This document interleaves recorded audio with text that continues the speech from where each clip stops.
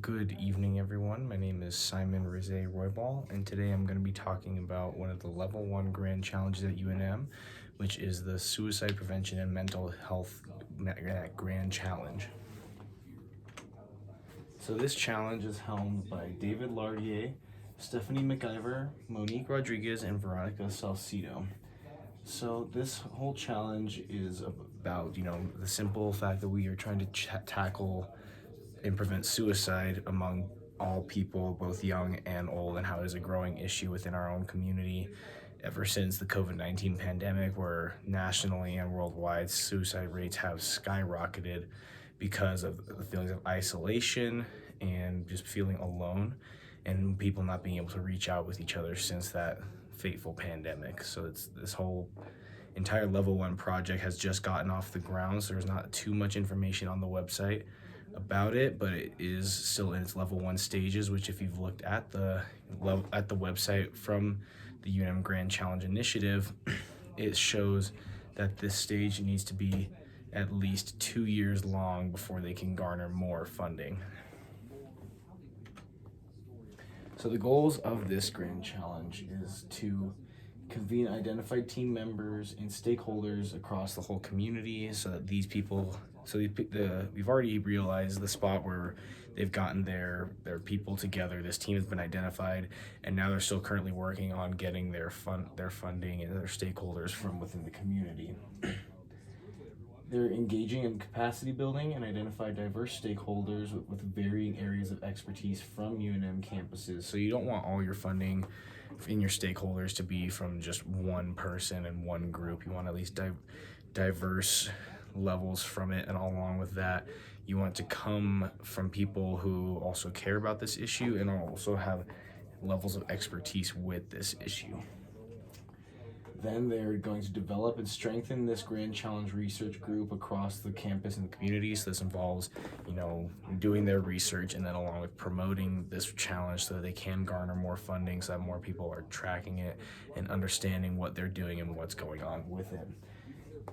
Then using their level 2 draft goals, which have not been published yet, they're prioritizing adjustment and finalization of those goals and specific mental health distress and suicide prevention intervention strategies. So once these get published, any shareholder will be able to look at them and then say, oh, this is what they're going for, and this is what I want to see from them, and then I can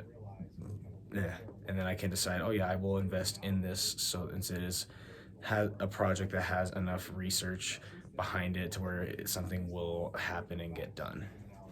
Finally, the last goal listed on the website is raising community awareness about the priority of mental health distress in suicide prevention. So again, it's just a very big issue that has become very prevalent in the community since the COVID pandemic, where we were all isolated. You didn't get to talk to each other, hang out with each other. It was it wasn't a great time for anyone.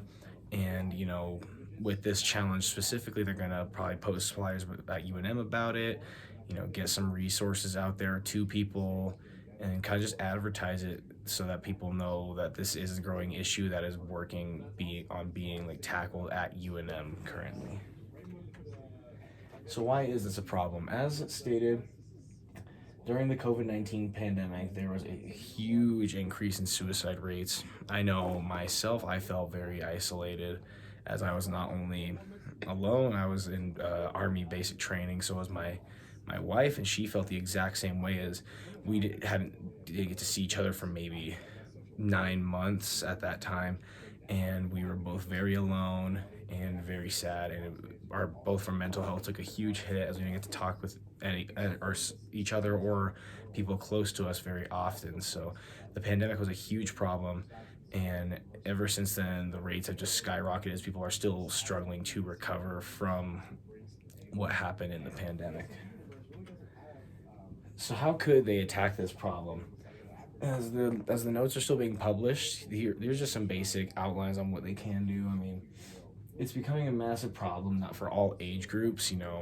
It's not just adults anymore. We've heard about kids killing themselves. 15-year-olds and under. I've seen a story about an elementary schooler taking his own life, and it's a very big problem, especially as we grow more overexposed to things that make us more sad and stressed out, or just we feel more isolated. So it's a growing problem with everyone. And the best way to attack this problem is just to be there for people and look for these signs so that you can give people the help they need. Who is at risk? Everyone is at risk, whether you know it or not. But people who are more at risk, like myself, are veterans, especially those who are part of the global war on terror, like myself, who have had the highest amount of suicide rates among any veteran. So I believe those people are at the highest amount of risk.